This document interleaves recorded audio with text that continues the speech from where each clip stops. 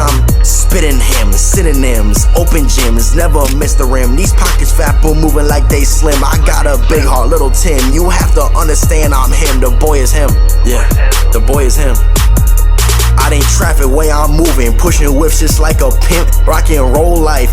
Even bands cannot make me flip. I'm sticking to the script as I'm trying. Welcome to the show, my friend, bro. What's up, bro? I am so fucking excited to have you, bro. I'm excited for this, man. I've been Dude. excited for this for a few days now, man, since you told me. I'm honored.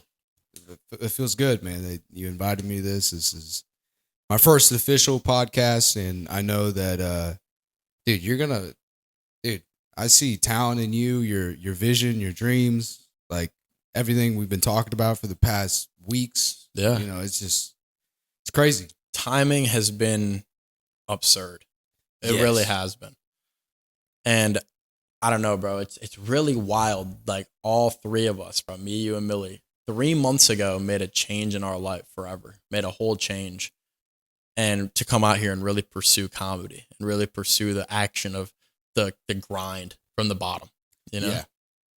And I would say it's God. what are the odds, bro? It's divine appointments. It's profound. It's gotta be. Yeah. But now we have to make God proud and we have to do what we're supposed to do. Yes, So, dude. You know, I want to say, I want to start off with the rip though. Who are you? Man, I'm a Mexican Italian from southern Indiana that is talented and gifted with the gift of gab. So comedian, musician. My dad, played congos, so I've got rhythm. I desire to be a pastor maybe one day. Or at least a minister to people. I don't like labels on specific, like you're this or you're that, because I'm a multiplicity of things. Like somebody can be, a brother and a father and a friend and Yeah. a dentist, stuff like that. So yeah, man, I love doing comedy. That's kind of like comedy and spreading the word.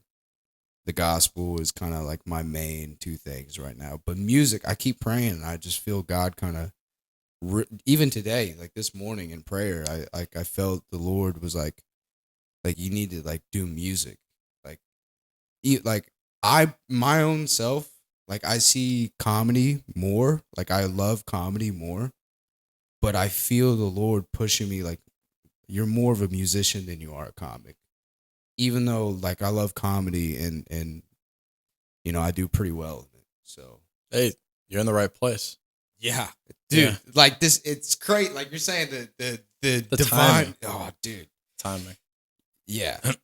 It's fascinating to me. Did the divine kind of draw you to Texas because Yes. it's more common down here? It's more common that people are. No, it was the fact that I had been on Kill Tony 2 years ago, and Here also? what, Like you were on Kill Tony here? Or was Yeah, it somewhere else? in Okay. Austin. Yeah. okay. Oh, I thought you said here also. No. Which still makes sense, but Yeah. I was here. I pulled up, signed up dead last, got on, and then I left like 2-3 days later. I went to Florida. You and got then- pulled on your first try, right? Yep. That's what I thought. Yeah, I was like, that blew my mind. Yeah, crazy, and I'm not kidding. I'm not kidding you, dude. I knew it. The whole day. The whole day, the whole drive. Because what happened was, I'm just like watching the show with my friend, and it's the episode where Adam Ray is like the woman, the older woman, Elaine or something. Elaine, yeah. I remember. And I've this- seen that minute. I yeah. watched that whole episode. Yeah, and there's that Yeah, guy yeah. talking about how he had allergies or whatever, and they were like trolling him on that. He was like, "Tony, I'm just, it's just the allergies here or something like this." Like, dude, it's not your allergies. And like, I said to my friend jokingly, like in a joking manner.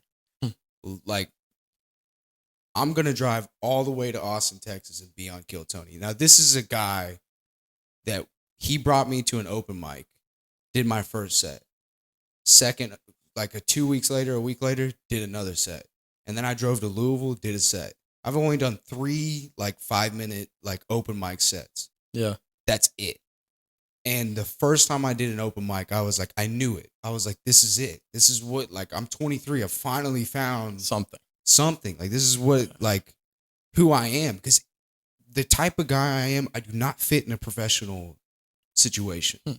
I don't have much class. I don't, like, if I think, I blow people away all the time. I say things you shouldn't say all the time. Yeah. That's a comedian's job. It is. And when I finally stepped onto the stage, it was like everything I was like, it fit. It was like, I'm an asshole or unprofessional here or the guy that you shouldn't bring here. You know, but when it's on the stage, that's where I should be. You know what's really fascinating? I think that it's very common. I can only speak for myself that people have this misguided thought process of how they think people judge them. And like they say, like, you wear a different hat for every person. You know what I'm saying? Like, to one person, you might be the guy that never shuts up, and to one person, you never speak. Yes. So it's like, the question isn't if you are this way or if you are that way. It's to which people did you wear which hat? And for me, sometimes I get in this weird thing where I'm like, I feel like I'm the villain in a lot of people's stories, but I don't even think they think that way. It's like my own ego in my own head of like, be better, like you, like my own morality. Like, it's like I fucked up in this way, or I didn't carry myself with energy or give this person what they deserve. Like, I become apologetic in certain ways when I had no right to apologize. Like, I wasn't even in the wrong. I just like, I'm such like a perfectionist in that way. And like, I think so much about things like that sometimes I'm my own biggest critic and my own biggest fan. So being a perfectionist, do you tend to beat yourself up a lot? Like, sometimes play back your conversations. I'll literally punish myself. Like, if I did something that I really feel like was just bad, like, I hate silence, so it's really easy for me. And I just kind of, like, it sounds crazy, but I'll literally give myself a mental timeout. Like, I need to like sit there and rethink like what I could have done differently and where I made the mistake and why the root of the mistake happened. But at the same extreme, I talk about it all the time. It's like finding that balance between being careful and allowing yourself to be vulnerable, because without vulnerability, you never find anything great. And I'll take that risk of being vulnerable and someone hating me or someone dismissing me or thinking I'm soft or whatever. Absolutely. To find that beautiful connection with somebody. And it could be it could be platonic, and it could be in a relationship. But in general, it's so important to put yourself out there, because you never know who you're going to find and how well they're going to fit into your life. You know, like, just me being who I am, I've found so many people out here. Look at this. I've been out here for 2 months. I have 15 episodes of the show shot with different members and them bringing in different people. I've had people on multiple times, like, fucking changed my whole life in a couple of months just because I had the balls to like. You're a networking guru. Do it. Bro. Like, I know, I even noticed that before I got this close to you on an outside, like, just seeing you around the creek in the cave and Shakespeare's. I was like, oh, that guy is like, he can talk to anyone. Yeah. You know, and approach anyone and befriend anyone. You're a networking guru, man. Like, that's a skill that very few people have. And it takes that vulnerability. Yeah. You know, because a lot of people, they're like you said, they're afraid it's going to go this way, afraid it's going to go that way, or they, you know, they're judging. Like, you kind of like, you do the we learned recently, like, you're like, man, I shouldn't have invited that guy out. You know? Yeah. But I will. It was all fine. But, you're right. Yeah. But here's the thing. The only thing I disagree with you about that is I think everybody has that version of them inside of them, because it comes out when you're in your comfort zone. It comes out when you're with your friends that you really care about and known for a long time. The problem is not everybody has the ability to access it. And I think it's because they're afraid to be alone. Like, it's like, you don't want to put in a spot where you say or do the wrong thing and you're dismissed from the people you care about, you know? And for me, I would much rather have no friends and be hated for who I am than loved for who I'm not. Yeah, I always said for years is like, I mean, people can hate me all they want. At least they know it's me. Yeah, You know, that's beautiful. and not everybody can provide that for you. There's a lot of like fake, you know, like in the Bible it says the kiss of a friend of like the hard, honest truth. I'm putting it in my own words, is far better than the lies of the enemy. Essentially, what I got from the scripture is like somebody telling you the blunt, honest truth that's not pretty, that's a negative thing to say to you, is better than somebody just lying to you and saying you're doing all right, you're doing fine, like Yeah. this and that, you know. And another thing on what you said earlier, I thought of, I kind of want to get this out. You said vulnerability and boundaries. I struggle with that personally because I have no, I'm an open book. Yeah. And I'm starting to learn that that's not good. It's not also common. Yeah, it's not very common. Yeah. But I like I talk about how I've been raped. I've talked about how like I've been through this. This person's done this, you know. And I don't usually name drop people, but Yeah. like, you know, like it takes as a man, it takes To be very open about it. And we had a Yeah. whole conversation the other night, and it was just like, obviously that there's something about the way that you've dealt with it to be able to have the willingness to talk about it and not let it like eat you. You know yeah, what I'm saying? just And an odd guy. Like I'm just a very odd guy. I took a lot of psychedelics in high school. Like, so in my developing years, and psychedelics is like yeah, open book. it That's how is. you open up. I bet you that's why we're incredibly similar. Yeah. I bet you there's that level of that where it's like I did a lot of LSD. I did a lot of mushrooms. Actually, I haven't even done that much mushrooms, but I've done a lot of LSD where it's Yeah. like I have that. I was up for 14 hours just talking to my ego, talking to like what I can be and what I could be better at. And not in like a you're a piece of shit, but in like a look where you are now, where you can be. You've seen it. Everybody has those moments where like you feel like they talk about flow state in music, right? Flow state is everything. You could be in flow state in a conversation with your mom. You could be in flow state with a fucking way you're driving to work and how you were so careful and you were so calculated where you just thought about this and you realize something about the way the sky looks that day. Yeah. Like, and catching that flow state is so important.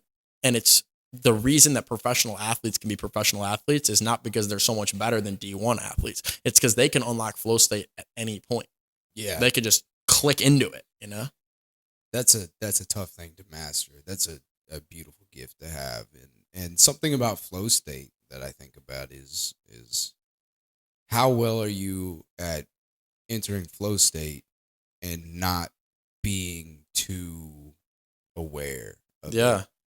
Because sometimes you can take from flow state, you can like pull yourself out of it by being too aware of it and like addressing it instead of just because, you know, is a part of the flow relishing in the flow or just going, you know what I mean? I'm It's not like, relishing in this step. I'm already taking the next step. You Yeah. know, like It's like in religion. It's like there's so many things that are very important that you have to take absolutely literally, but there's so much stuff where like there's a time and a place, you know, and there's like obviously in certain situations you get what's morally correct to do.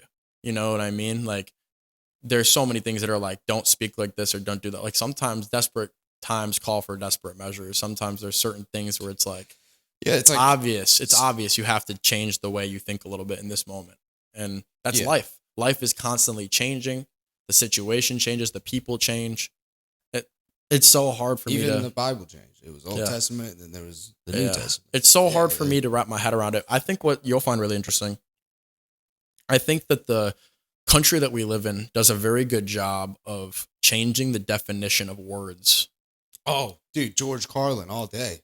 Yeah. That's George Carlin right there. Yeah, absolutely. And I think the number one word that's been, I don't want to say completely changed, but is used incorrectly all the time is racism. Right?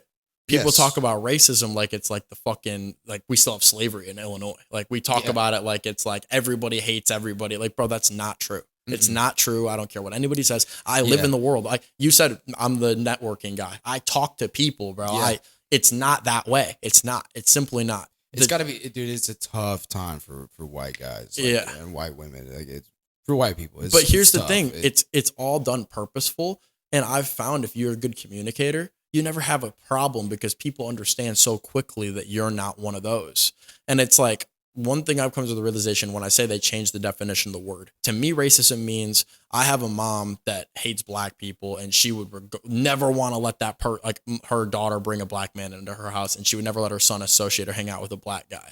That's racism, right? Yeah. That's real racism, and that still exists in some places. Yeah, absolutely. I've seen a lot of that. But let's be so for real. If we go into a school classroom in middle school and high school, in elementary school, what percentage of the kids say racist things versus are actually racist people? It's way different than what it used to be. Yeah. That's the thing. It's because racism goes up and it goes down. Yeah. Right. I've seen it. I've seen racism at an all-time low, and then I've seen racism at an all-time But high. I even think at the all-time high in our lifetimes, it's always been exaggerated more than not. Always. Because it does the world better to think everybody hates each other. Like the elites want everybody to be hating each other because then they can't realize what the problem is. Yeah, it's like a human psychological thing. Like back near my hometown, Columbus, Indiana, like everyone talks about how like rough it is. And you literally look it up. It's top 25 most peaceful places in this country, statistically. Yeah. And if it's the top 25 most peaceful places in this country, it's the most peaceful places in human history ever. Absolutely. Yet everyone there is like, it's so rough, it's so bad. It's like you're living in legit cotton candy. It's like look at to everyone that has ever existed. I think a great like realization I made about where the point of what the country is when Charlie Kirk was assassinated. Yeah. They talked about him, regardless of your political opinion. You should still have the morality of, bro, that guy got gunned down in front of his wife and kids. Yeah. Like he got shot in front of his, like, bro, what? How do you have no sense of like humility? Like, who cares about the politics? A man was murdered on broad daylight live TV. As soon as I heard that, the very first thing I didn't really pay attention to any of his videos in the past. I didn't really know. I just knew that was a guy that was like famous. Yeah. I saw the news. Instantly, I just prayed. I literally just started praying for him. Praying for his family. Praying for it. I just started praying. And even if there is conspiracy theories, find that later. Like right now, it's about the loss of this man, bro. Somebody just got shot in the neck publicly. Like, that speaks volumes on because why?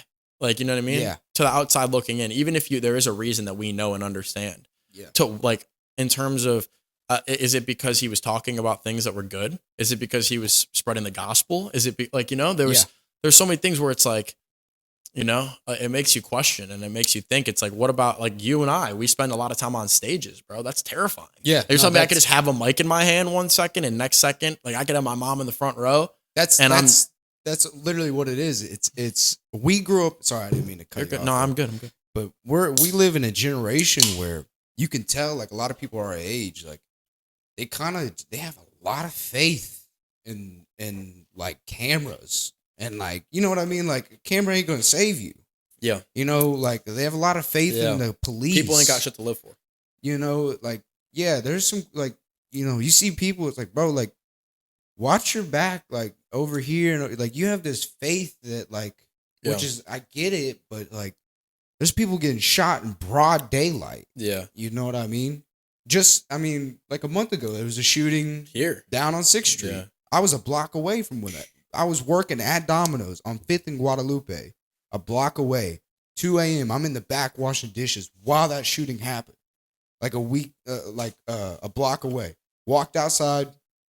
There was like 50 police cars. It was crazy, dude. It was it was nuts. When I talk to people about divinity, when I talk to people about religion, I try to do a really good job of changing my language to be adaptable to the person I'm talking to. Mm-hmm. And the problem is that I talk to a lot of people about is if you don't believe in God, everybody's religious to something. The problem is if you don't have religion and you don't have religious tendencies towards God, and even like an unliteral way, like it's not like you're going to church, but if you don't religiously believe in something, there's something that's controlling you. There's something and it's not going to always be good. Yeah. And so you bend the knee to something. Exactly. So it's like people are either religious to politics, or they're religious to music, Themselves. or they're religious to their own ego, or they're religious to their parents' ego, or they're religious to the goals that their grandparents set for them or their friends, or their own set morals, which. And that's what's scary. It's like not everybody, like I was talking about this the other day. It's like sometimes the people I feel the worst for are the people that grew up idolizing stupid people, like in their own life. Like their dad was dumb as a box, like a brick shit house, just dumb as hell. Yep. And then they loved their dad. He was a good dad. He did what he could. He supported, but them. he was just stupid. Yeah. And then now there's this kid that loves his dad, and he's becoming a good man, but he's got these missing things in his head because his dad taught him such incorrect things. Yep. That now this kid's stuck. Now there's no room for him to grow because he won't look his father in the face and be like, I've learned something you didn't know. Yep. As it says in the Bible, teach your kids your ways, and they will never depart from them. There's something along those lines. But it says they will not. And that's why you see them. people that are logical thinkers have emotional reactions, because they can't stray away and break away from that thing that made them who they are. And it's not always a bad thing. Because for me, it's like, I love both my parents. I have great relationships with both my parents, and I'm very, very grateful for that. But there's things about both my parents I don't want to be anything like, right? Because I have the awareness to be like, yes, they did such a good job with me, and I have all these things, but they allowed me to learn to think for myself. And I'm so grateful for that, because there's so many parents in this world that never gave their kids the opportunity to even try to get finicky with a different line of thought or try something new. Yeah. I've had friends like that in the past where, like, they're 26 years old and they're like, let me call my mom and see what I'm supposed to do on this and that. It's like, bro, you're 26 years old, bro. Like, make that decision for yourself. Like, you're so dependent. Yeah. There's definitely a fine line. Yeah. You can, like, hey, I need help with this, but no, like, what should I, I know what you mean. You know what I mean. It's just when it's like stuff that's obvious. I know what you mean. Like, bro, like it's the same energy as like the people that have a mommy relationship with their girl.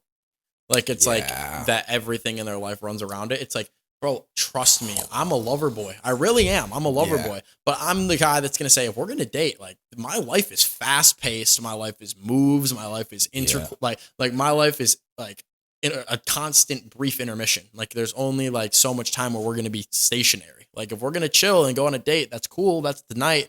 But don't be surprised if I get home and I've got some work I got to do. Don't be surprised if I got to go shoot this video. I got to go fucking do a podcast. I got to go record a song.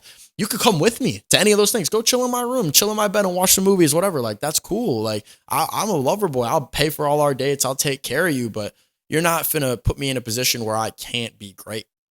Yeah. And that's terrifying to me. Like, I can't understand how people like that. Yeah. There's a fine balance. Like, you can't, like, you know what I'm saying, man. Like, one, I will submit to my wife, but there's a point where you're gonna submit to me as well. Like, she's got to submit to me. I got to submit to her. Well, it's boundaries and it's conversation. Yes, and it's not like I can't be like, hey, like, you know what I mean? Like, I gotta do this. You're welcome to join me. Yeah, you're welcome to join me. Yeah. I don't like the guys that are like, oh, it's 10 o'clock. My wife's blowing my phone up. Yeah. Yeah. My girlfriend said I can't do this, and let me ask my girlfriend, or let me ask my wife. If it's a problem and you don't want to be there, say no. Yeah. But if it's not, like, you don't got to give me a reason, bro. We're grown. If you don't want to be there, sorry, I can't be there. I got a friend that's married. They have a great, they're high school sweethearts. Yeah. They have a great balance. There's none of that. Well, I've never seen that in with every extreme. There's an opposite, but I'm saying that really what I have a problem with is the mommy style relationship. Like, it's like you're asking permission. Like, it's like, dude, if we're making a financial move, we'll have a conversation about it, and I'll tell you why I want to do this, and you can tell me why it's not a good idea if you believe that. Yeah. But I'm not just gonna be like I can't do this unless I talk to my wife. I'm gonna be like, all right, let me discuss our moves here. I'm going to figure out what my schedule looks like, and then I'm going to get back to you tomorrow with an answer. I'm not going to, if it is something about like, I got to talk to my wife, it's going to be like, we're going to have an informed conversation, and it's not going to be, I'm calling and saying, oh, I'm not coming home till 3. It's going to be like, I have this planned for the day. Yeah. And it's around my schedule and your schedule together, you know? Yeah, it really sucks to have that friend that I had one of them, but it's just like, you know, you go to watch a movie and you go out to eat. He's like, the movie's over. He's like, wife, like, I gotta go. You know, it's like, dude, like, Let's and chill. it's every time. It's like, I want to go have a conversation with my boy. I want to go cook up some food at the crib and chop it up and maybe have a beer or it's two. like, bro, like, I'm whatever. not gonna see you again for 2-3 months. Yeah. Like, you know, like, we've been friends since we were 4 or 5 years old. I actually have a trash bit. I have a trash bit about that, where it's like talking about how as you grow older, your dynamic with your social circle gets more and more sad. Yeah. And it's like when you're young, you have 20 motherfuckers on bikes riding through the city. Yeah. Like, where the fuck we at? And then you look out the window and you could see your neighbor's crib has 30 bikes in front of it. You go knock on the door like, come on, Mrs. James, let me in. You know what I'm saying? Yeah. And then you get a little older and you're like in a 52-person group chat, like in middle school. And they're like, we're going to the park. And everyone's like, let's fucking go. Yeah, yeah. And then you get a little older and you're like, okay, well, now there's 8 of us in the group chat. Who's getting on the game? Who's getting on the game? Yeah, and then it's like, oh, we only got 4 spots for you to play. Sorry, motherfucker, you can't play today. Yeah. Sorry, motherfucker, I'm not getting on. Da-da-da. And then it's like, okay, let's go link. Let's go do this. And it's like, oh, I got my girl. I got this birthday party. I got work. I got this. Oh, shit, I have a kid on the way. Yeah. And then it just keeps leveling down. So the end of the bit is basically like, that's really why Batman fights crime. He doesn't give a fuck about protecting the city. If he wanted to, he'd kill Joker. He just wants to drink whiskey and chill with his boy Jim Gordon. He just, yeah. He's just trying to find excuses to hang out with Gordon. He just wants to hang out with the boys, and he pretends he doesn't even like the dude, but that's his boy, bro. That's his boy. That's good. I like that. But I feel like that's like a joke you can make in a special. Like, that's a joke like you could talk about a whole like change of your life, and like that's not a Kill Tony bit. That's not like no, that's story, personal. Yeah, that's special joke. Yeah. Kill Tony is just. Let me find. But I like the premise.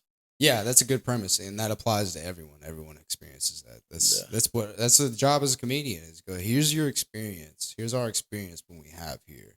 Here's a take on it. You know, that's gonna make you laugh at it, express. You know, that emotion, because everybody has. There's a certain emotion that I have, and everyone listening has when you're talking about that. We're all thinking of our own friends and how that applied to us, and the comedian. You know, like you said, it's the most hypnotic. Kind of art form. Like, it's our job to, like, you know, it's a journey together. So what does your process look like to write jokes? For me, it's multiple things. You know, I can get in the state of mind where it's like, all right, I can find something on the internet. All right, let me make a joke on this. Let me hit this at an angle nobody else has hit it. Like would you love me if I was a worm? You know, when girls say that, I'm like, all right, let me think of something that nobody, in a way, you know. And then I thought, you know, well, the last thing I want to have sex with is a guy. You know what I mean? That's the last thing you know what I mean? And you know, not that love and sex, you know what I mean? You see what I'm saying? And, you know, and the last guy I want to have sex with is a black guy because he's got a freaking huge hog. If I were to pick a guy to fuck, I'm picking an Asian first. If I had to, you know what I mean? I'm picking Gun to my head. I'm finding the least penis. Asian guy every time. Come here, Hans Kim. No, come here, Hans Kim. Dedrick, stay away from me. Bro, did you hear Offender's verse about Hans Kim? I heard a little bit of that. Show. I did listen to the verse, but I forget what he said about. Oh my God, bro! He's like, I got beef with the man from China. He's like, I'm really hearing this. I'm really hearing in place of dick, he's got a weak vagina. Like, he just did this whole like. Dude, I love Offender, bro. Dude, he's so good, so bro. Real, dude. He's so good. I resonate with. I posted his shit on my story today. I was like, get this motherfucker a golden ticket already. Like, yeah, bro. Wrote a like 5-minute fucking song about the whole Kill Tony experience. He said, loyal to the soil, Tony Hinchcliffe, a comedy royal. It's entertaining. Dude, I was sitting there high as shit. I hadn't smoked in like 2 weeks. He brought that Oregon weed in here, bro. Oh, shit. Dude, I was high as fuck. Yeah. And he was making jokes about like the Iran conflict and shit. And I was like, do I edit this out? I was like, that's so funny. I gotta leave it Did in. you leave it in? Yeah. Yeah, But there hell was yeah. a moment where like you saw me in the clip where I was like, oof. Like I was like, I was like, that's ooh. I was like, okay. And then he put the helmet on. I was like, okay, now I have to keep it in because that's so funny, bro. He was like, That army helmet. That's dude, it's badass. crazy. And like, I can't wait for April 11th, get that UFC event, bro. We're going to go live That's for gonna the be lit, UFC. bro. I'm going to get the whole gang in here, whoever I can. Bro, that's going to be crazy. Like, It's gonna be fun. it's gonna bro. be so goofy, and the jokes that making fun of people on the card that we don't know who they are. Yeah, People are gonna bro. be like, "Look how goofy! Look at this motherfucker is!" Like all this shit. Like, I'm a big believer in this. Raw creatives for me, it's not a label. It's not a fucking constraint. It's not a I own you, you own me. It's a fucking open community of artists and artists that are trying to get better, right? In every way. If they draw, they're an artist. If they sing, they're an artist. If they create comedy, you're an artist. So it's like it's artists trying to grow and band together to push through. And it's a community. So why can't I do what I've done with music and created a community in Chicago and in this country around the whole world? Why can't I do that in this city with comedy? There's so many people that are doing this by themselves that have 400 followers that nobody has. They're driving with other people to carpool and shit, but they're not even helping each other. Yeah. Like, what the fuck? It's so crazy, bro. Like when you were talking in the car, like on the way here, bro, I was like, he's thinking the same thing I've been saying and thinking. It's like somebody needs to Steve Jobs the comedy scene here in Austin. And what I mean by that is Steve Jobs is notorious. Yeah. Steve Jobs is notorious for like not even knowing crap about like electronics and computers like that. Yeah. He just wrangled up all the people that did know, yeah. and led them. You know, he was just like he was the captain of the ship, and he didn't really know how to row or build the ship. Dude, I might be spitballing right now, Yeah. but I just thought of something interesting. What if we used the like Millie's cartoon to introduce all the comedians that we think should be put onto the world? Like, That's a good idea. You know what I'm saying? Like every episode, every character could have their own adventure in the show, like interacting with the two main characters that are like the show's about for Dopecom. It's like Fender could have an episode and it's about his story and like being on the run. And like these motherfuckers are like devil and angel, like on his shoulder, like talking about like his dreams and like why he needs to turn himself in and become a comedian and lock in and do life the right way. Like he could do a whole, and then, you know, there could be an episode with you or I, like, or both of us, you know, like how we randomly met each other. Like we could have an episode, like a 3-way episode where it's like the first scene is like you getting to kill Tony for the first time since you moved here 3 months ago, and then his perspective, and then y'all intersecting and meeting, and then my perspective, and then all of us. Like it could be like, bro, Yeah. it could be some crazy shit. Man, bro. The divine appointments of me and you meeting, me and Mill meeting, like it's crazy. It is. You're right. We need to. We have to create. This is down the line. We got to let it play through though first, and then in hindsight, come back and paint it, because people are gonna want to know the origin of RC, the origin of Millie, the origin. Well, that's why you get all this content, because that's when it's a documentary. When we have these conversations, and bro, how many times do you think I've told the story of what the fuck this shit is? I've had this show for a couple weeks. I'm meeting people that don't know what the fuck is this, bro. Like, how many times do you think I've told that? So there's gonna be all these clips of just like highlight reels of different people's reaction to it, and then when it's real and the platform's there, dude, people are gonna want to like. They're gonna look back and see the origins. People are gonna want to be a part of it. And I feel so good about it. Is the DoorDash I'm here? pausing it. That's so funny. Ever. But you were talking to me about your process of writing jokes. I don't want you to lose that thought. Yeah. So I just write. I mean, a lot of it is not like conscientiously like I'm going to write a joke. I think a lot. Like my mind is like like flying, you know. It even took me a while to like shut my trap and you know. But yeah, my mind's flying all the time. Like a joke I wrote recently was just me just bullshitting with myself. I talk to myself a lot.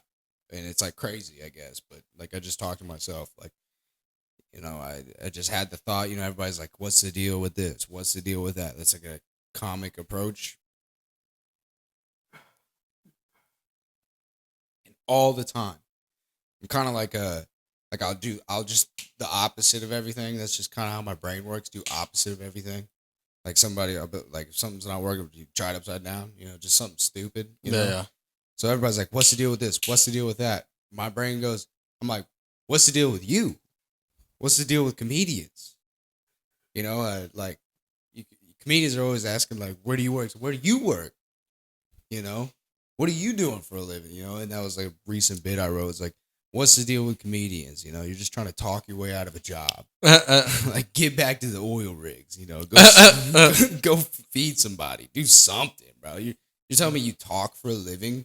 Are you serious? Like, that's almost worse than a motivational speaker, because at least I leave a motivational speech with like a life-changing thing. You just told me about your cock and balls. For real. You know what I mean? Like, it's so ridiculous being who do you think? Oh, and then authors? The arrogance. Yeah, the arrogance that's there. Yeah, you're definitely got a point. And then like I go into like, the authors, like who did like especially nonfiction authors. Like, author. Oh, nonfiction. It's not only you didn't even come up with anything. You're just documenting what you saw. Yeah. You fucking weirdo. You fraud. You didn't even do anything. You just sat there and watched. Yeah.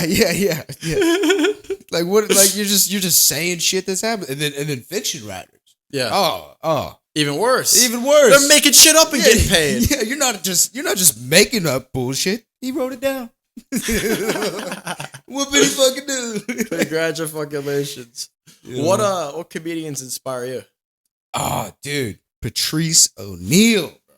Rest in peace. That is, dude, one of the best radio show before it was podcasting. It was basically podcasting. Patrice O'Neal, bro. Heavy hitter. Absolute killer. His approach, his way of thinking, he's so good. He has so many good bits. So good. I used to be able to recite some from memory, but at the moment I can't. But he's fucking good. My favorite. Like, I've sat and listened to Opie and Anthony's show. You got a favorite Kill Tony comic? Ooh, that's a good question. There's so many.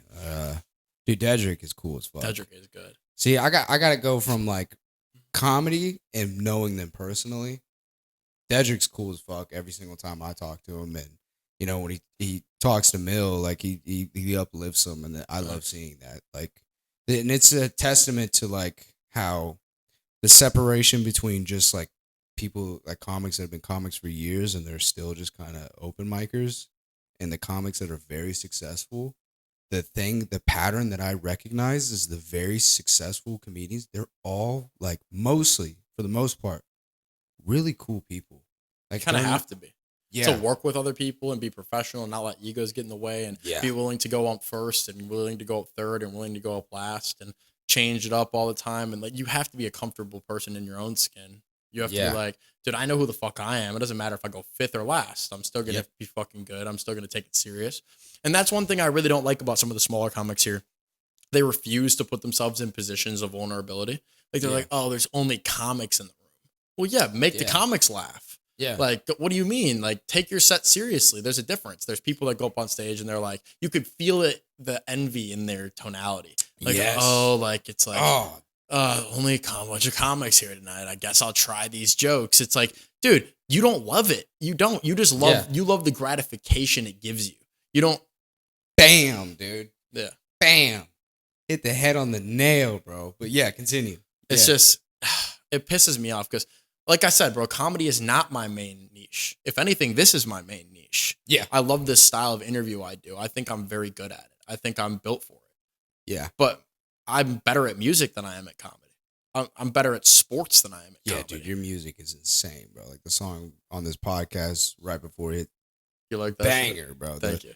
The Smoke a Bowl part, that song, bro. Keep Me Whole? Yeah, it's bro. A good song. Dude, that song is so catchy. I used that song as like my background track to the first month I was here and like what I accomplished. And I did like a whole like recap of my month. Like when I first moved here, first month in Austin. and it was like that song over it, and it wasn't even the live audio from the studio. It was the audio of the concert I performed it at with all the people singing the lyrics, because it's so catchy that first listen, second time you're hearing it, you got me smoked like the bottom of the bowl. Yes, like that bottom of the bowl part. The first time I heard it, I was singing it the second chorus. Yeah, you're right. Dude. So I want to know if you relate to this in comedy. So this is the biggest problem I have with music. I have a trouble of balance of hard bars to memorable bars, because there's a very big difference. There is. Like, I used the same example I used for the other day when I was explaining it. The hardest bar I ever wrote that didn't make sense, right? I said, I'm a latest bitch. I ain't talking about fitness. And after I'm done with her, she gonna sing to herself. Okay, and everybody's like, what? Like, right? So there's a problem with that. The fact that you have to be like, what does that mean? Means it's not good. The fact that you're like, okay, but what it means is, all right, so let's break it down. L.A. Fitness, lay. You're pronouncing L.A. as lay. Why, and then you're also breaking it down. What sound does L.A. make just like that? If we're talking music notes, la. Yeah. So when she sings to herself, what do people do when they sing? La, la, la, la, right? Yeah. So it's like after she's done, she gonna sing to herself. Because I laid her LA Fitness. It's terrible. It's trash. Like, it's just nobody says LA Fitness. That is the type of bars that I'll construct. Like, I'll make shit that's so like niche and so like, damn, like you were in deep with your pen there. But it doesn't click. I'm going right? to the gym. Yeah. It doesn't click. In the same way when I'm like, when I spit this bar in a different song I showed you earlier, it was like it's like, I'm too high, fall down Mayday. I'm the goat way before my fucking heyday. And that's a triple entendre. But the first initial bar is so obvious. Goats are associated with hay and farms. And then I'm just entering who I am. I'm just making my introduction to the industry, and I'm already calling myself the greatest of all time, right? Yeah. Like the GOAT. So that's obvious. But then also I'm saying, like, I'm already great. Where the fuck do you think I could go from here? Yeah. Right. So it's like there's that level to it. But it's like it's so obvious. And that's what I've been trying to work on. So it makes me happy because that song specifically I wrote with the action of every bar being overly obvious. So every bar is catchy. Every bar is, okay, I know what this means. I know what this means. I know what this means. Yes.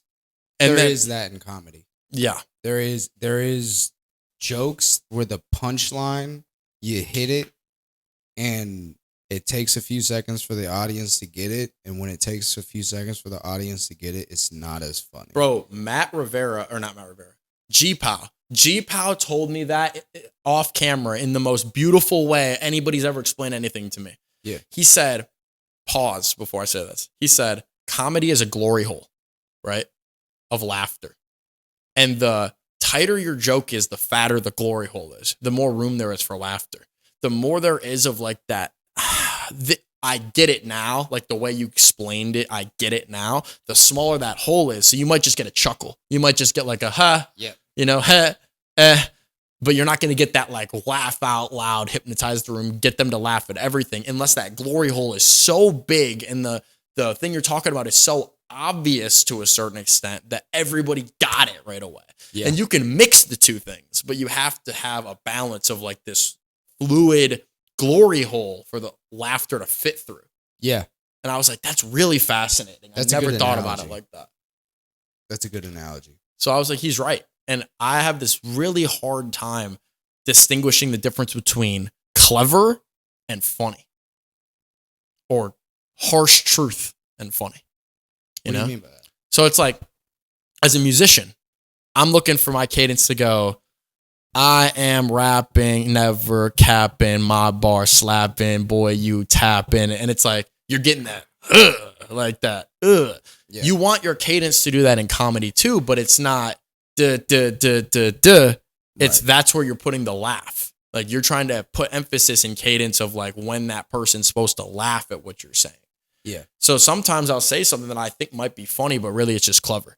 Like, really it's just like, he's on the money. Yeah. So the reaction I get is, not ha ha ha. I get, it's just like, that's just true. Yeah. You know, like, you're exactly right. Yeah. Where you make this astute observation and you tie it into this and you're like, yeah. You know? Yeah. It's like sometimes I'm just trying to hear myself speak. I'm just like trying to feel like I'm so smart. Like, look at me. I said some shit nobody thought of. Yeah, wow. here's this angle.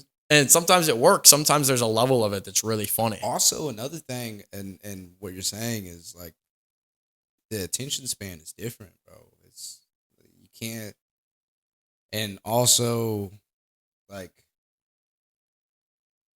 there's so many aspects. There's so many things that come. Like if your first 2 jokes suck, your third joke can be great, Yeah.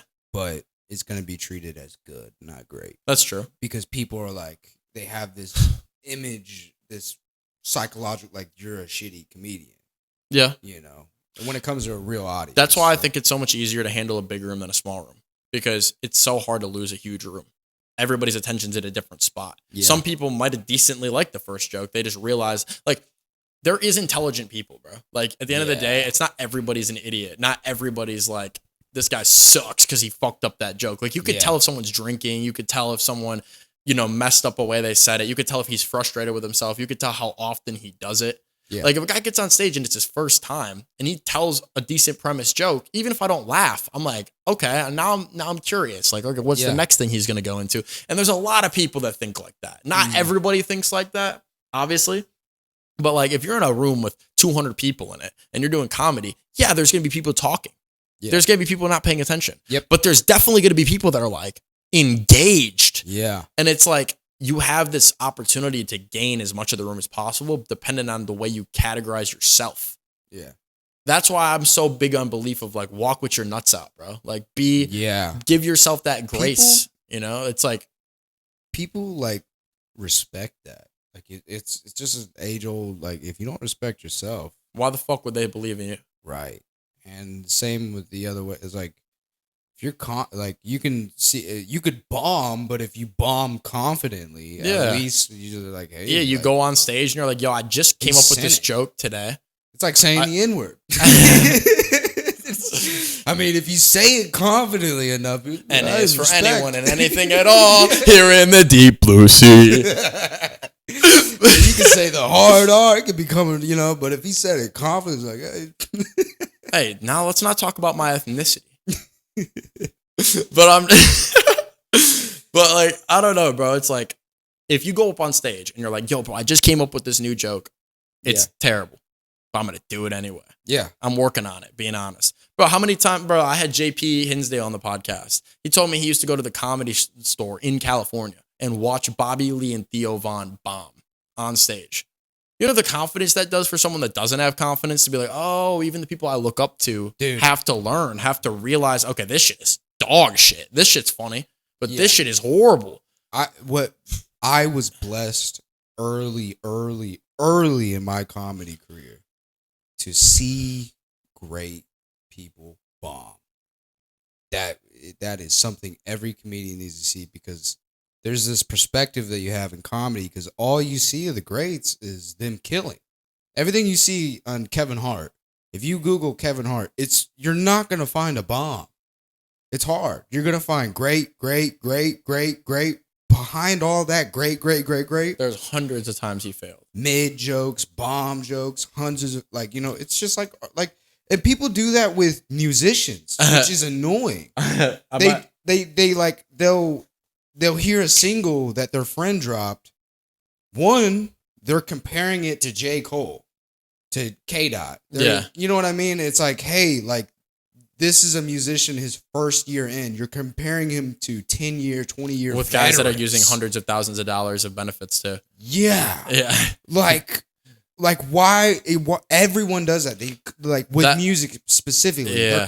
If you're gonna show somebody a rap song, they're comparing you to the greatest. That's why I feel which is nuts. You don't do that with any other field. Yeah, you know, music. Yeah. I feel like I finally entered my wave for real with music. Like I feel like I finally got to a spot where I could play so many different styles of songs. Yeah, where it's like it's hard to critique because it's like, oh, you don't have a song like this though. I'm like, you sure? Yeah. You sure? You back it up. Like, are you sure? Because it's like, I could play 100 songs in a row for you. And even if the worst song comes on, there's something in that song where you're like, damn. Like, oh, I know what you were saying. There's there. A bar, there's something. A flow, a melody, like with you. And yeah, Absolutely. And that's not bro. even, I used to be arrogant like with that. That's not arrogance. Like it's just, No. I know it's true. I know. Don't, dude. I had that. I had people around me that really broke me down, like Yeah. bad. Like the man, you need to humble yourself. You need to like, and I listen to them, you know, and I work on humility a lot. And Yeah. I'm a 25-year-old man. I'm gonna have pride here and there, you know, but like people will just see you. They'll see like I remember when I pulled up to Walmart when I worked for Walmart at 22, 23 years old. I pulled up with a bandana.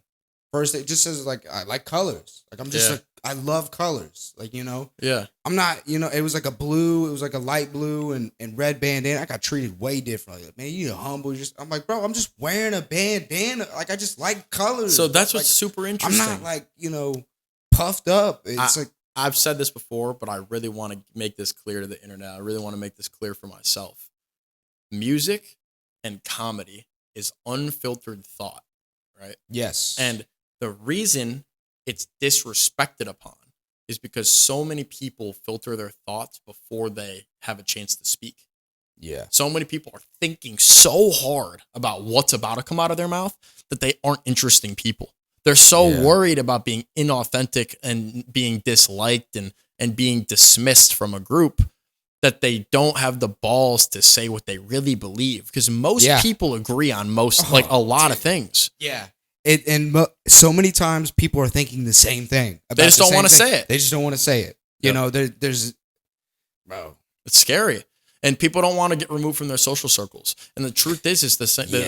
Like God doesn't let you lose people. Like God will take people out of your life that need to be gone. And it's like Banger. It's true. Like That's- he will. He'll take people out that are taken away from your purpose. Yeah. And if you don't do it, it's going to be the most painful shit ever because Yeah. you had the opportunity 6 times. You Yeah. read that shit, and then You're gonna learn a your lesson. car's missing. Yep. Oh, oops. That guy crashed your car into someone's house. Oh, that dude hit his girlfriend on live. And now you're associated with him. And now Yeah. you're like, you saw the red flags and God is going to fucking tear that person out of your life Yeah. and make it hurt. And then you're going to be sitting there like, why did I deserve this? Why? You didn't listen. You didn't listen. You had the opportunity. Like, As I said it in a rap song once, it was like, didn't learn my lesson, now I see it twice. Oof. You know, that's how it is. there's got to be a bar somewhere and like God will make you learn something in the hardest way possible because some people don't want to eat the spoonful of sugar. Mm. You know, people don't want to have that moment That's of me, bro. I'm kind of. There's a lot of lessons in life that some people just like. I think Shia LaBeouf said it in his interview. He said it best. He was like, "Man, you just got to run and hit your head against the wall." That's Yeah. how some people find God. Like sure. you just a hard. Some people are just Mustangs, bro, where they're Yeah. just hard headed, and it takes them getting hit and running their Absolutely. head into a wall to. Ever since I came to that clarity of like there is a plan that we can't see, Yeah. ever since like I got there, I've gotten a lot better at doing what needed to be done Mm. because I just know it's right in my heart. And if I'm thinking that, there's a reason. Like there's a gut feeling for a reason. There's a divine prowess around you for a reason. There's a happiness to me that a lot of people don't have and don't Yeah. get to have that I have for a reason. And like I feel like there's a job in that. There's a job of balance, not giving your energy to the wrong people, Yeah. giving your energy to the people that deserve it and need it. You know, why am I going to give energy to somebody that's going to hurt me later or hurt themselves or hurt somebody else later if I can't do anything to fix that or change that or, you know what I mean? Like, it's not my Yeah. job. It isn't. Like, I can be who I am and hope that there's positive effect, but I can't be responsible for somebody else. Before I came here, because I believe in the quote of Dostoevsky saying that as a man, you're not only responsible for all of your problems, but you're responsible for everyone else's problems. It's true. So I was in an environment before I came to Austin that I was constantly trying to fix people and pull them out of something and they're all in their 40s, bro. Yeah. It's like, It's even worse. I had to learn, like, hey, like, I spent almost a year trying to pull these people out and make a move, and I'm making moves, and it was like it wasn't a full year, it was like 8-10 months later. I'm standing in the living room, and I just look. They're all in the same exact spots as when I first showed up in that household, Mhm. and I'm like, okay, this is just there's no you are where you are. It's true. You can only do some. You can plant the seeds. You can't. You can't. It's like you can't make the horse drink. Yeah. I will say I have a story about God that I tell people that don't believe in God, just to see if they wrestle with it, and if they won't even give the like thought process to it. Yeah. Immediately, I don't lose respect, but I lose interest. Yeah. Right. And the story goes like this. It's let's say God came to earth in human form, introduced himself as God to you. And you walked up to him and you said, I can't fucking believe that you make the weather shitty all the time. You fucking kill people in car accidents. You fucking create all these diseases. You make it so like these fire ants bite my ass. Why would you even invent a creature that's so annoying to humans? Like, why would you even do that? And most importantly, you put all these people in my life that misdirect me, treat me poorly, bully me. Why would you allow that to be the case? Right. And then I come up to God and I say, hey, man, thank you so much for changing the weather up all the time, because I can ski in the wintertime and I could play basketball in the summertime and go swimming. Thank you so much for creating all these conflicts for me to learn to become a better man. And most importantly, man, how the fuck did you create this little animal that has the courageousness to bite me that's this tiny? Isn't that fucking crazy? Like, there's something that's in 100th of the size of me that has the balls to fuck with me. Think about that. You don't fuck with people that are bigger than you most of the time. Most people don't. Nah. But you're going to be on 100th of the size and come and bite me? That's insane. The question I ask these people is, which person would God rather spend his time with? Yeah. The person that's grateful or the person that I would is rephrase better? the question. Yeah. I would say, which person would he more or less bless? No, which person would he spend his time with? Think about it. Yeah, God loves them both. You know what I mean? I'm Yeah. coming from that perspective. Like, he loves them both. He's Yeah. trying to save the one that's lost. That might be that true. person is the one who's lost. But So- from the point of, but I see what from you're the saying. perspective of like prayer, if you've never prayed in your life, you've never spoken with that thought process even being a possibility, and you've dismissed the ideology before even considering it. Yeah. How are you going to feel God if you don't even go looking? You know what I'm saying? That's really more what I'm saying. Versus the person, person that's like, maybe it's real. And then you have those opportunities of being like, damn, like this happened because of that. This happened because of this. What are the odds of this? And then all of a sudden you start thinking so much more. And it's like all good things. Like, it's like, I can't be doing that because it takes away from this. And I felt so good about myself when this happened. Yeah. I think that's super important. And when people don't even have the time to give me the time of day, when I say something like that, to even like think about it, even if you don't believe, that's fine. But to not even wrestle with the concept a little bit. Yeah. That's I don't like people that are so close-minded, but I try to reach them so much. It's hard. Like, literally my intention and what I was saying there was like to help reach people more. You see what I'm saying? Yeah. Like, I was like, well, what's a way to fix it? Because I'm always trying to step in the perspective of a person that doesn't know God and hasn't experienced God and doesn't believe. Because that was me for many years. Yeah. And I was agnostic. I took psychedelics, a lot of them in high school. I was, I saw the bullcrap in churches. I saw the bullcrap in religion. Like, I saw the cuckoos. I saw the people that couldn't answer any of my questions. So I'm dying to reach those people, because it's like, I later did. Like, God found me. Like, Absolutely. and it was a beautiful thing, like, I'm in a shelter in Indianapolis, laying on the floor. I had nobody. 23 years old, had nobody, bro. Like, nobody I could go to, nobody I could stay with, nobody to help me out with this, to help me out with. I had nobody to reach. No phone. I just spent a week in jail for stealing a sandwich because I was hungry. I had just gotten raped from a pastor because I was staying at his place for a few months, and he was roofing me and raping me. And it wasn't until like the second or third time I caught on to it. And like, I just wake up on like I'm on the floor of the shelter in Indianapolis multiple times. I go to the police. Police do not help me. I go to the ER. They don't help me. And then I'm fucking just walking around the street, and I'm like, I'm going to go to this gas station and get some food. I haven't eaten in days because I'm trying to like figure this out. I'm like in shock, and I get arrested for stealing a sandwich. Like, the lady called the police, and I spent a week in solitary confinement. And yeah, it's because it was like people I went to high school with. And in this jail that I went to in Brownstown, Indiana, they poisoned and killed a black woman, a 23-year-old black woman, Tanisha Chappelle. Shit. Yeah, Brownstown, Indiana. This like, and the guy, the head jailer, I went to high school with. His name's Michael Davison. He literally was like, I had hung out with him afterwards because he was friends with one of my friends, and he would like be like, vegetable, vegetable, and I'm like, what, like, bro, like that's crazy, bro, like that, like, what do you? That's oddly specific. What do you mean vegetable?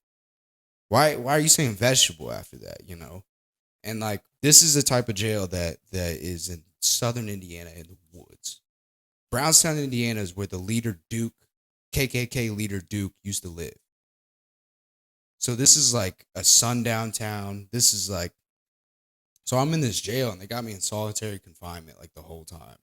And like multiple people have died in this jail due to mistreatment, and like they poisoned a black lady there, and the mother's still trying to get a lawsuit on it. She denied like a $13 million lawsuit. She wants more, or like $3 million, which, yeah, get more out of it. Like, it's evil, bro. If you have time to look into that, it's like real, because they found poison in her system. They couldn't figure out what it was. They took another toxicology report, and then they found nothing. And then it just all got swept under the rug. Real suspicious shit. And I know some of the Masons. So how did you get here? That was after my Kill Tony thing, but yeah, I got a plane ticket to Florida. I flew to Florida after that. Yeah, dude, I was in jail. I got out. They picked me up in a van. They drive an hour north and just drop me off. And because they were doing suspicious shit. So they were just like fucking drop me off an hour away. Instead of just letting me walk out of the jail, they did that. And then I ended up staying in the shelter for a couple weeks. And that was when Christ presented himself before me. Like in a supernatural like vision. Like I was just laying on the floor. I mean, I had the same outfit for literally weeks. It got to the point where like I was genuinely thankful to God for washing my hands. Just simple things like that. Like it was a huge lesson, and it was beautiful. And Jesus himself like told me, like, I have your back. Nobody else does, but I have your back. And then another thing that there's been multiple things that God has told me since then. Like one time I was having a real bad day. I was driving, and God just like kind of like showed me his face, like revealed himself to me. And it was like, it like stretched to infinity. It was like in a vision. Like I'm driving, eyes open, I could see it. And he looked at me. He was like, eyes forward, always. Don't look back. Don't look side to side. If you do, keep your eyes forward. Eyes forward, always. Because I never really had anybody sit down and tell me, like, hey, this is what you do. This is what this is. This is what, you know. I kind of was self-taught throughout my life, you know. I lived on my own, like, in high school, junior year, senior year. Just couch surfing friends' houses and getting by, you know. And it was, so because of that, I've had God, you know. I've got to meet God and talk to him and talk to Christ. Because for a while, I just believed in God. Before that incident in the shelter in Indianapolis, I just believed in God. Because before that, I was agnostic. Then I found God. And then on that floor in the shelter laying there, Christ himself presented himself before me. I was like, okay. This is real. Yeah. And since then, it's so after all that, what made you come back? I was so I got deep in the journey. Like one time, a pastor prayed for me, and I felt the Holy Spirit give me a message. You're a chariot of God now, or you're a chariot now. That was it. It was just, you're a chariot now. I had no idea what that meant. I just looked at the pastor that was praying for me, the guy who actually raped me. I looked at him and I was like, he just told me like, I'm a chariot now. And I was like, what is that? What does that mean? He's like, it's like a divine revelation. Like it's in Revelation or something like that. Like, and I looked it up. A chariot is like a warrior. Like it's like the guy with the horses. It's like a battle, like soldier reference, you know? Yeah. So I guess that's what I am. And, you know, I've been failing at that a lot, but putting in that work too. So It's only failure if you stop. yes, it's big you say that, because literally other people were telling me that, because you know how like when you're in your relationship with God, like everything becomes omens. Like this is the message. This person will stop by and say this one thing. Yeah. All these things are. I got And sometimes there's shit to confuse you too. Yes, yeah. But a guy told me, he was like, the only thing the devil wants is for you to give up. Absolutely. That's it. Well, also, if I'd say like it's deeper than that, I'd say like the devil wants you to not believe in him. And if you don't believe in the devil, you don't believe in God. You see what I mean? That, and the devil you're aware of is a lot easier to handle than the one you're not aware of. Ooh. You know? Yeah. And like, I guess that's the same thing with God, though.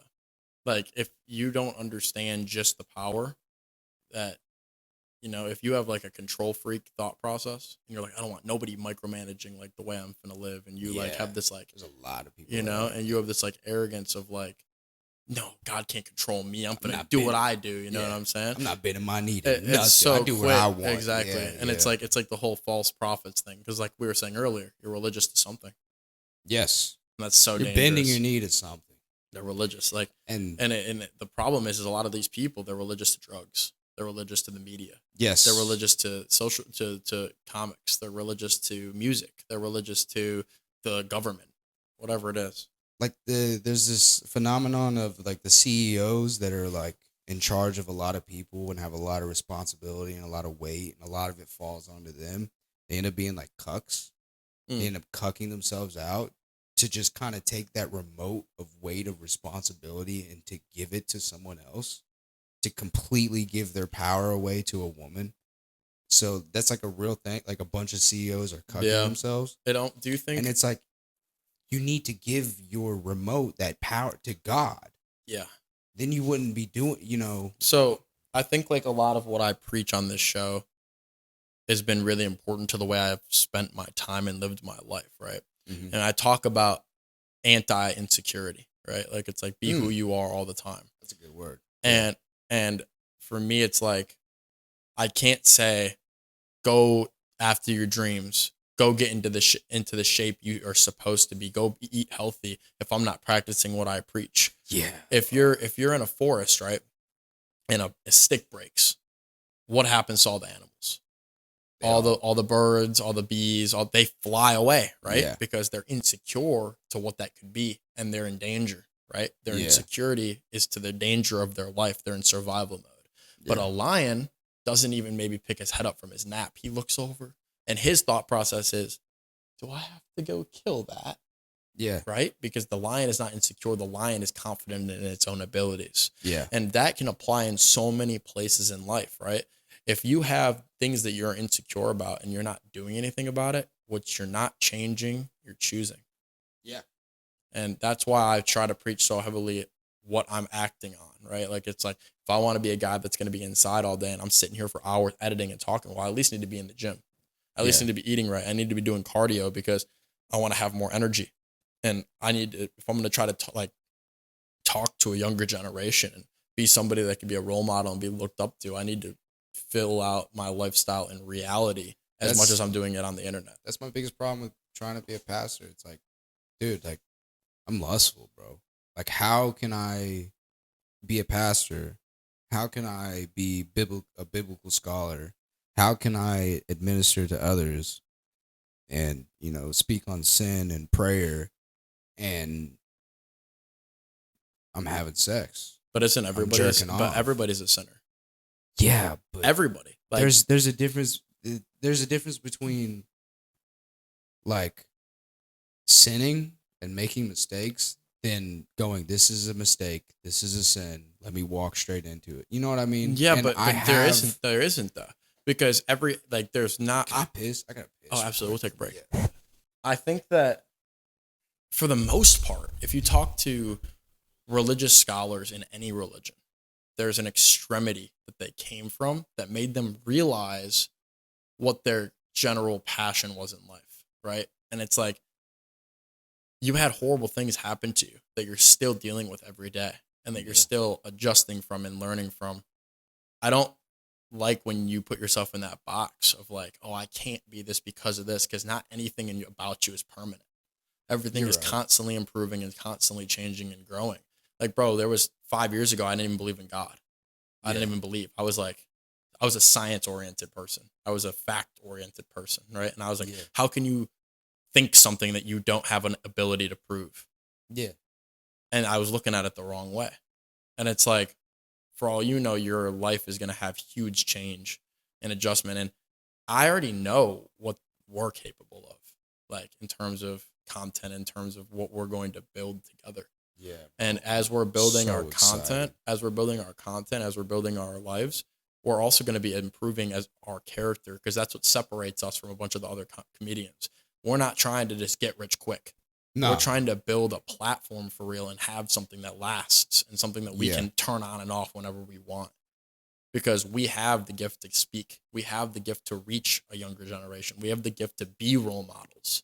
Yeah. And for you to even have the humility to stay out loud and be vulnerable and say, this is my problem that I want to work on, you can't look at it as something that's stopping you from reaching a next goal. You have to look at it as like, look at me, like I'm knowing this is the problem. How do I make these adjustments to change and grow? You're right.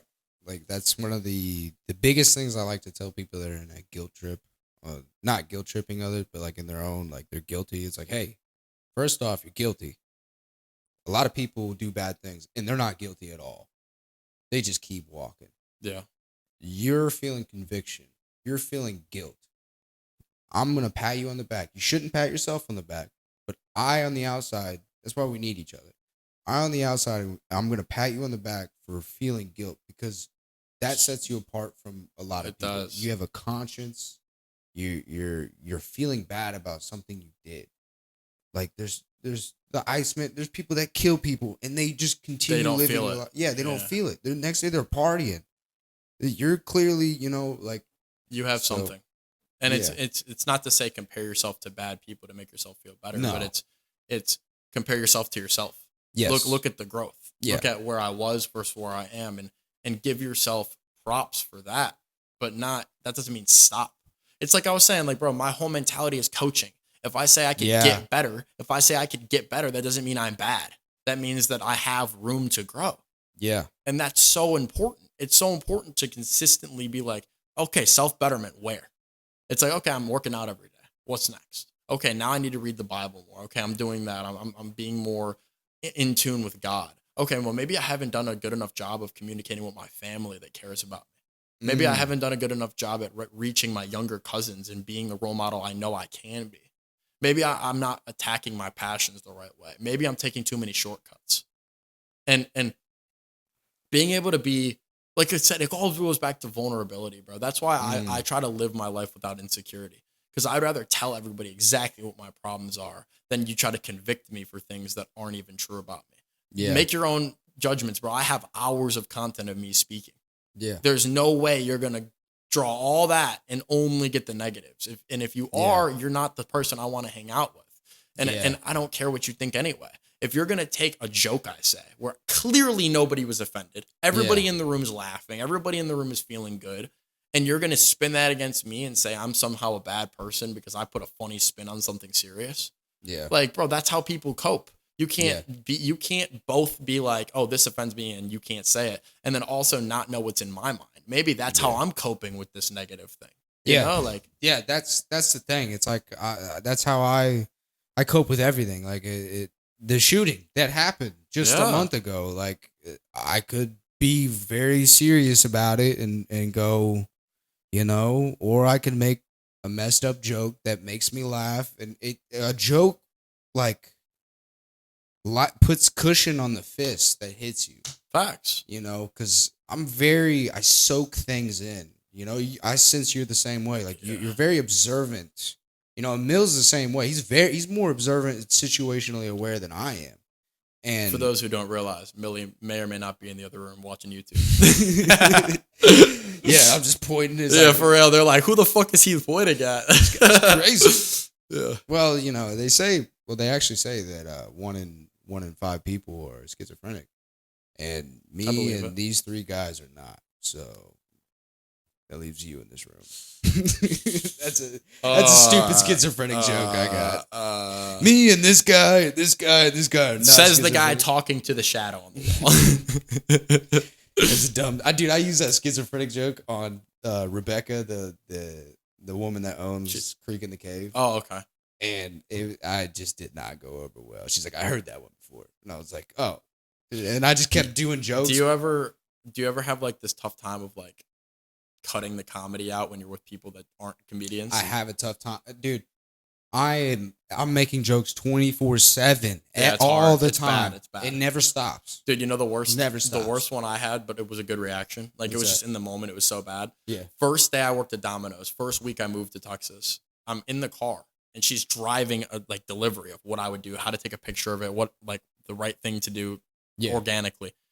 And she goes, the only thing I'll tell you is I really hate delivering to the trailer parks because they wipe the addresses off. And I'm like, oh, hiding from ICE. Like That's immediately, like that was the first thing that and she was and like, no, she went, that's good. Okay, good. But good. the first immediately after it came out of my mouth, I'm like, I just said that to my boss on my first day of work. Immediately I was like, no, like I was like, no, but like, yeah, bro, that's dude. Oh shit. So I call that when I talk to my homies, I call that dropping a bomb on a normie. Yeah. That's what I call it. Yep. Dude. It's dangerous, bro. It's dangerous, bro. Yeah.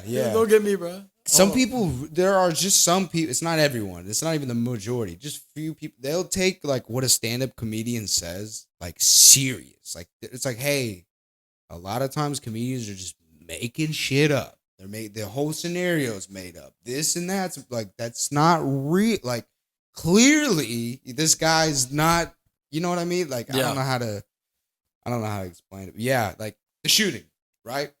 It's 2 a.m. The shooting happens. I look at the date.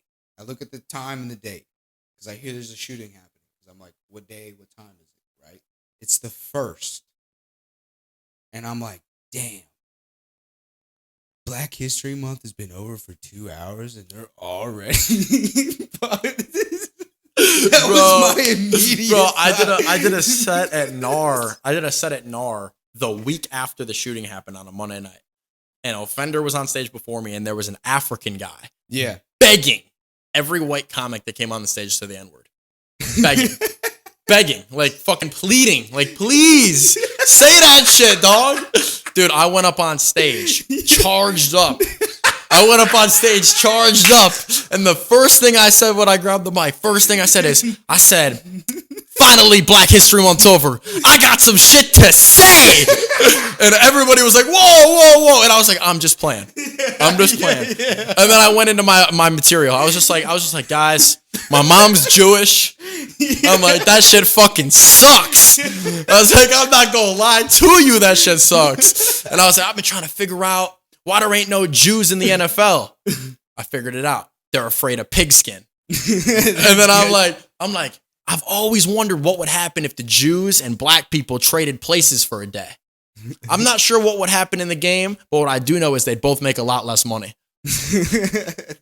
That's good. But like I came out swinging for the fences, so I had everybody hooked immediately. Yeah. And even though the joke's nothing crazy, it's a little like simple little punch, you know. It was just the fact that I had the room. Everyone, yeah. Because they were like, is this fucking big ginger going to say the N-word right now? And I'm like, bro, you had me for that. He's about to say it. Chill. No, but I had to bring it down and then ice it out, right? And then they were like, okay, we're listening now. Like, I think that's like the best part of comedy. It's that understanding of people. It's that understanding of Yes. the room that you have, and it's that understanding of what you can do with it. And it's like poker in the sense that the more you know yourself and how you play the cards and how you do this, the more you know everyone else. Ooh. You know? Yeah, Like, you get that perspective. Yeah, I've spent enough time in pocket aces, so I know how people act in pocket aces. I can see it. So as a comedian, it's like the more I know myself and my gut reaction to this, the more I can figure out how everyone else is thinking about this. I was wondering if you think like this too. So if a lot of people have trouble with like asking people for their opinion on things because then they're no longer capable of reacting to their own opinion of their own stuff. Like it's only like, oh, he's better than me or bigger than me. He said do it like this, so I have to change it like that. I'm really good at having my own opinion and my own plan for a bit, and then taking the people's advices I've gotten and applying their lens. What would this person maybe say about this? Okay. Yeah. And then being like, okay, I like that idea. I could change this little thing here, but in my own way. A lot of people I feel like can't do that. Like they get an opinion and they're just like, oh, well, now it's fucked. Now I just, oh, Fender gave me this opinion. Now I have to fucking apply every, Yeah. You're right. Yeah. So I would say if you're that type of person, you're either going to eventually learn not to do that. Yeah. Or you're just not. It's hard though, because it's like you have so much respect for people. Like it's like, okay, this person's so good. Like, what would you're in a room with your favorite, bro. Imagine Patrice O'Neal walked in here and he was like, bro, this bit's so good, but you got to think about it like this and that. And even if he's partially right, if he's partially right, you're like, I don't want to lose the origin of like what the bit was. Yeah. Like I might want to change this or that or how I said it. But it's like, nah, like the reason that it flows for me is it fits with my personality. Like it's like, even you were telling me the other night about a bit that I had of like the reason I put it up in like the Black Ice bit. Yes. There's a reason I do it the way I do it. Yeah. Because it fits to my character. It fits to me being from Chicago. It ties the whole joke together.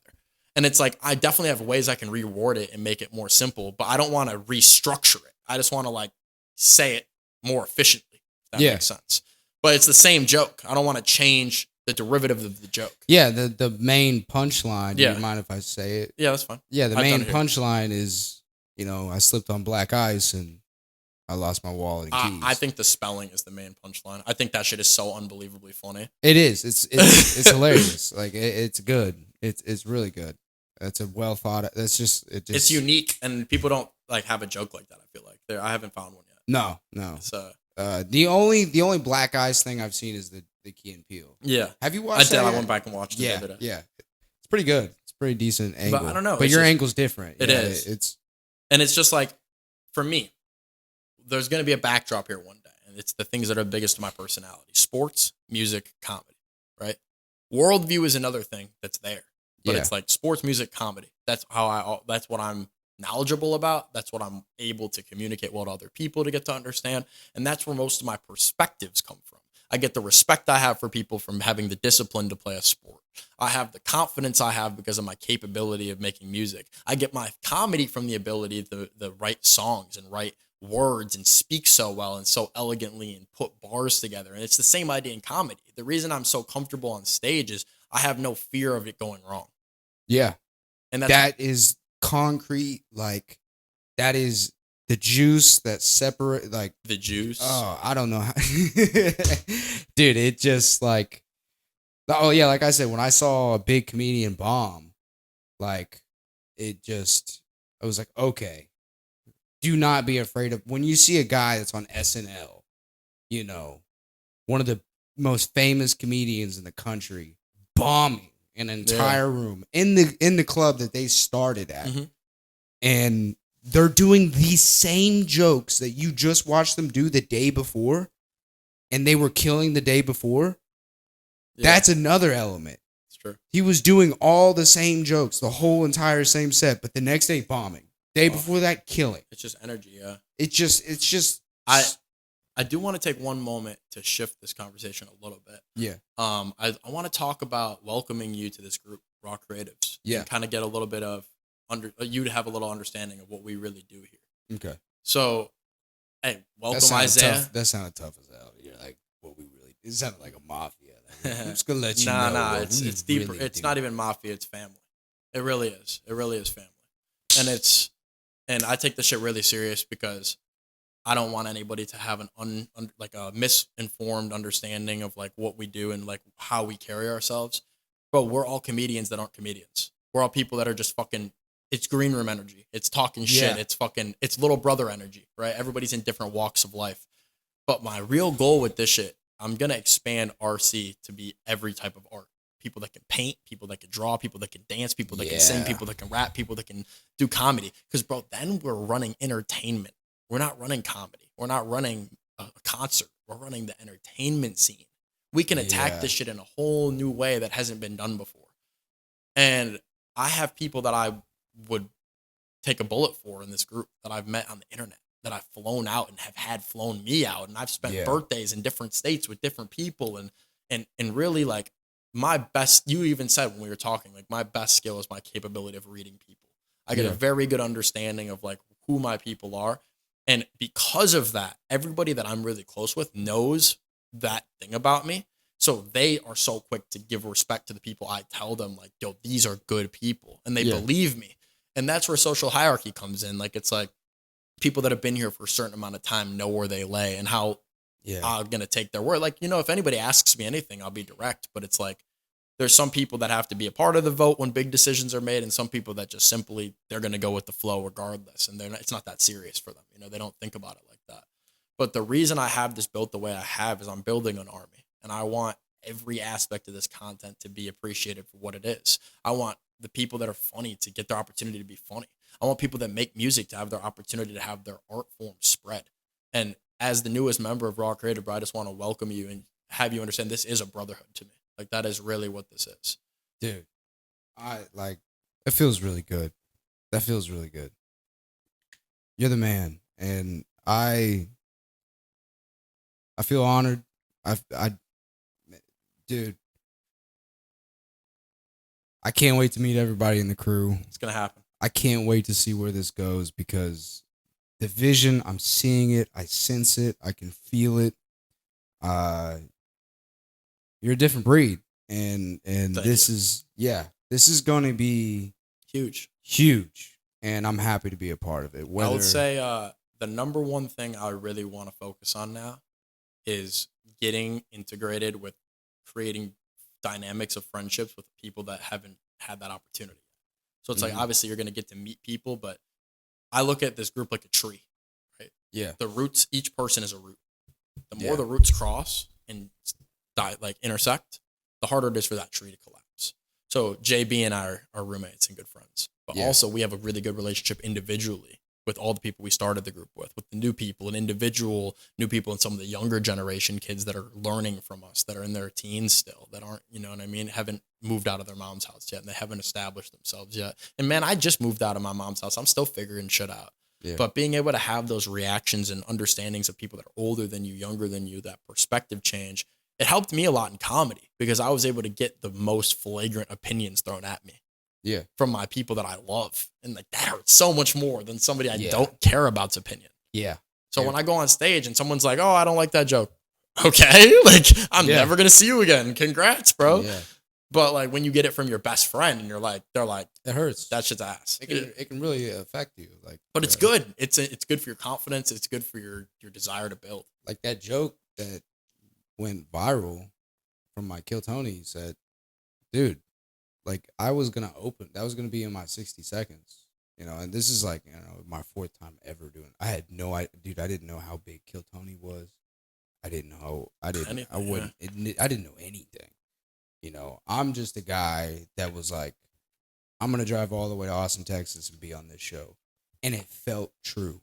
I said that as a joke to my friend. It felt true, and it felt real. Like I had this weird feeling, just heavy feeling, and I was like, I just followed it. I was like, I'm going to actually do it. I said it as a joke, said it, and it just felt true. Yeah. So I followed that feeling. Showed up, signed up, dead last. And I felt it the whole time. Signed up, the guy, Tanner Amiglio, he said it. He was the dude doing the sign-ups at Poor Choice. He's like, you signed up last. And I was like, cool. And I walked away and I was like, I'm getting pulled. Like, I know it. I was sitting there, I was like, happen. And it was weird. I even told myself, I was like, none of them know. Like, I know for a fact I'm getting pulled. That's crazy. Got pulled. Was it one of the first bucket pulls of the night? No, it was later. It was later. Okay. And I called my friend on FaceTime before that because he was a big fan of the show. He knew it more. He showed me what the show was. Really? Yeah. Okay. And I was like, and he had seen me do a set, and I was like, that I'm gonna do that. Would you love me if I was this? I was like, what do you think of that joke? And he was like, nah, Yeah. I don't know about it, man. It's not it. Yeah. It's not it. So I freaked out and I wrote new material, like in the right moment. in Really? the moment before I go out. That's there. insane. Yeah. And no rehearsal, first time, which is crazy. Bomb. I used one old joke I used and then just wrote something new and just bomb. Oh, it didn't go well? Didn't go. I thought my 60 seconds. Oh, it was the interview. Yeah, and then in the interview, because I'm just a funny guy. Yeah. So throughout the interview, it was funny. And then he was like, do a joke that you've done before. And it was that joke that originally that you wanted, and they liked it. And it murdered. Awesome. Got like 15 million views on the internet. Like Life of Logos posted it multiple times. Like posted it, awesome. got over 5 million, deleted it, posted it again, got over 3.5 million. Like, and I'm like, and to tie into the conversation earlier, like I'm reading comments on it. Like somebody commented, like, dude, imagine being able to say you wrote this joke. And I read that to my friend, like this is fucking crazy. Yeah. You know what I mean? Like, holy shit. People are almost nobody's ever believed in me like that. Yeah. Like I'm reading like this guy's a diamond. Hey, hold on. Would you rather have belief or hate from others? Yeah. It depends on, because I wrote a song about that. All of it depends on what I'm Do you know what I mean? Like, it's like, I said, would you rather have belief or hate? Sword ass a bastard. Because it's like, when everybody doesn't believe in you, you're like, watch. Yeah. But when everybody does believe in you, there's like that imposter syndrome. There's that like pressure. There's like now I have to push. Now I have to make it happen. But like there are different types of motivation. You know, it's different. Like it's like if everybody doesn't believe, that's what's so surreal with me. I'm a white rapper that's been posting rap content on my story for 5 fucking years, and never really does anybody tell me I'm trash. Like, I don't really get people that are like coming back, like, oh, this fucking idiot again, here we go. Like, I don't get that. And some people do. Like, I know I have friends that like, they get some posts that's like, turn this shit off, bro, or like whatever. Yeah. For the most part, I either get no comments or I get a ton of support. Yeah. And it's crazy. Like, I know like I can rap, but like, even though there's fucking like Drake has haters, fucking J. Cole has haters. Like, I'm saying, where the fuck are my haters? I'm looking for them. You know what I mean? I'm like, what the hell? You got them. And I feel like I'd be so much more motivated to be like, watch this, bro. Like if I had someone being like, checking that, or like, I'm waiting for the idiot to be like, you said this before. Oh yeah, I sucked my dick. You've been paying that close attention. You know what I'm saying? Yeah, like I'm waiting for it. And it's so strange. I don't know. Would you rather have belief or hate? I would like both, but because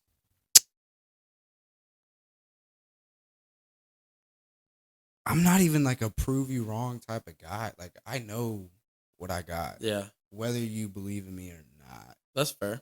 You know what I mean? But as a comic, bro, there's that combativeness. There's that like, hey man, you don't think I could be funny? Watch, I'm gonna make your dumb ass laugh. You know what I mean? Like, I actually hate to see. I'm not gonna say who. I saw a comedian hating on Mill. Rock Out Millie, a comedian was hating on Rock Out Millie while his episode was dropping live at Shakespeare's. I mean, this guy was like using his whole minute just to take his clothes off, because a lot of people, it's crab mentality. They don't want to see you explode and get out of the bucket because they didn't, and they're not out of the bucket. So any angle to hey, and you know what's even worse than a hater? What's that? A dick rider. You know what I'm saying? Yeah. Like they're like, oh my God, I'm gonna fucking jump on his wave right now. Like it's like, bro, like, you know what I mean? And like I feel like that's what I was fearful of, like trying to do the podcast and push it out right when his episode came out, because I didn't want it to be like thought of like that. Like it was like, oh, I'm just trying to jump on the, you know what I mean? Like I was thinking about that, and I was like, nah, that's not what I'm doing. I'm no, like, it's you're just doing what you're doing. Yeah, I'm like, that's not what's happening here. That's I had that split second thought with like me posting with Mill and me hanging out with Mill. It was like, oh, like I know I'm not dick riding, but like it's gonna look like it. Yeah, you're just like, who cares what the presumption is? I don't give a fuck. I know what my mentality is. I know what my morality stands. I would, dude. If Mill was still not on Kill Tony, I'd still be hanging out. Yeah, I already interviewed him before he was on Kill Tony, like weeks before. Yeah. So yeah. Oh no, I interviewed him the day he got pulled. That's badass. Like the same 24 hours. Yeah. And he hadn't slept. Damn. Yeah, like he just pulled up to my crib like geeked out because like he Yeah. was so hype, you know. And we got high. We did like a good little interview. And there was a lot of things I would have asked him now, knowing him more. But like, how the fuck would I have known we were gonna become friends? Like I was interviewing anybody and everybody at that point. Yeah. You know how many shows I've done since I've been here? Like I've probably had 16, 17 guests in the first like month I've lived in this place. Yeah. You know, yeah, I've been shooting twice a week minimum. Dude, I'm so glad I got to meet you, bro. Like, we think a lot alike. Gotta push and pee, bro. Man. Yeah. Hey, Thug, I'm pushing positivity, bro. I'm not gonna fuck your case up. I'm pushing. Can I spit my bar? I got all that. Absolutely, go ahead. I got so many bars. This shit is fractal. I'm pushing that pterodactyl. We went way too long today because I didn't even get to talk to you really about music. So I do want to start to wrap this episode up because I want to make some more content today. Yes. But I do want to say this. What do you want to be remembered as a comic when it's all said and done? As a comic? As a comic.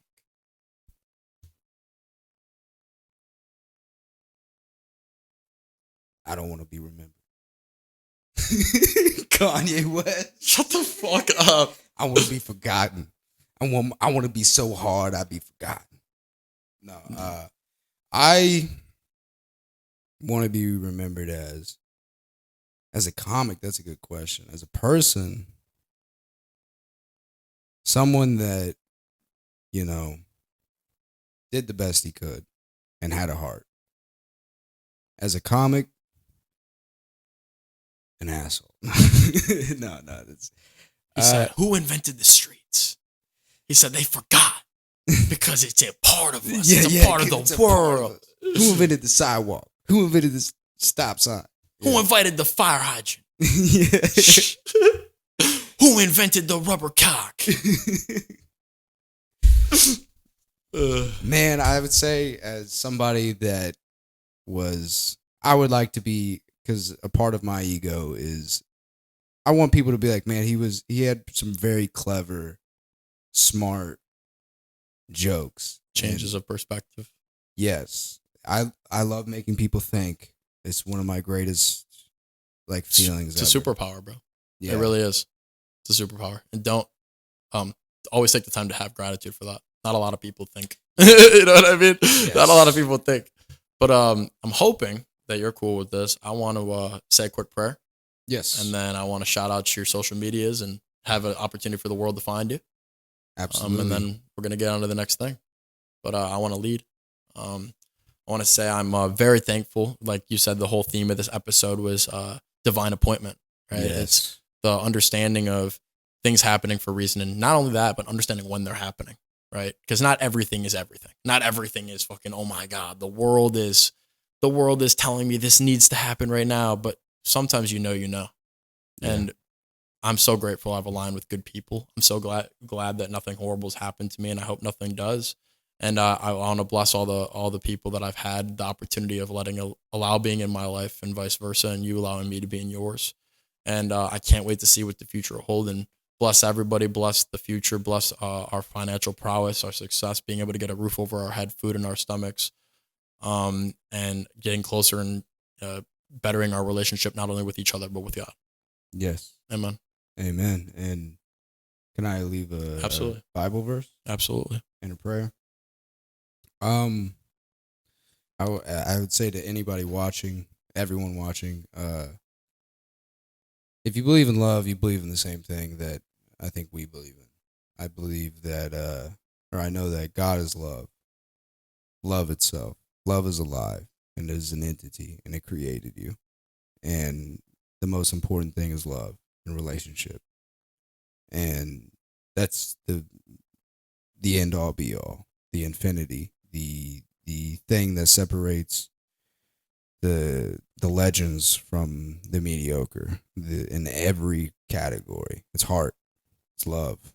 You know, it's all about love, and God is love. And 1 John 4 says God is love. Those who abide in love, God abides in them. For those who are in love, God is in them. So that's all that it's all about love. It's beautiful. Yeah. So I would like to pray.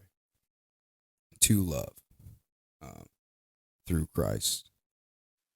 Heavenly Father, thank you for this opportunity.